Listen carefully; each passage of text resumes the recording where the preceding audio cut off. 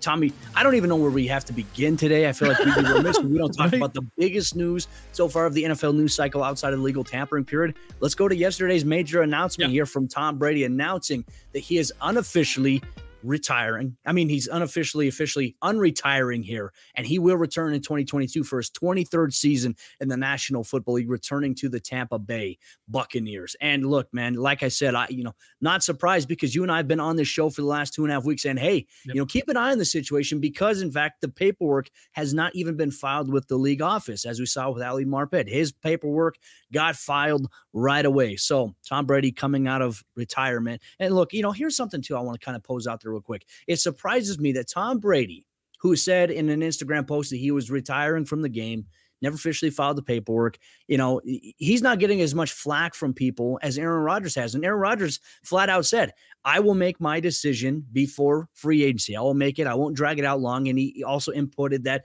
the franchise tag deadline would be a very huge day. And guess what? On that same very day, he announced that he was returning to the Green Bay Packers. So everyone got pissed at Aaron Rodgers, but how come nobody's holding the same outrage here towards Tom Brady? That, to me, I think is a little surprising.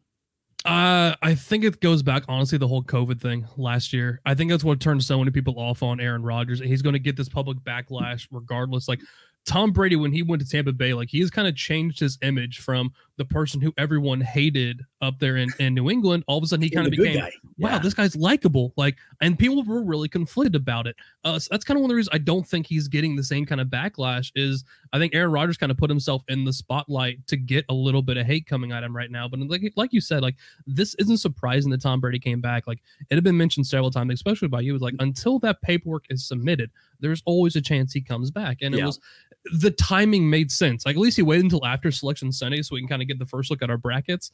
But the call was made, so they gave the Buccaneers time to, okay, let's focus on the guys that we have that pending free agent, because when we went over their preview, like, there were a ton of guys that were brought into this team, and they built this roster around a bunch of 1 to 2 year contracts. So when we get all this turnover, okay, now we know we have Tom Brady. Okay, now how many people want to come back to this team who are going to take lesser deals possibly to come back? So it kind of set the domino rolling.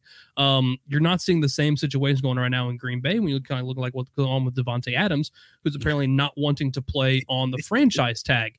Now, I can't help but wonder, since we got the official but unofficial report of what Aaron Rodgers' contract was going to be. We're still kind of waiting to see what the actual number is, because Aaron Rodgers came out and disputed that on Twitter.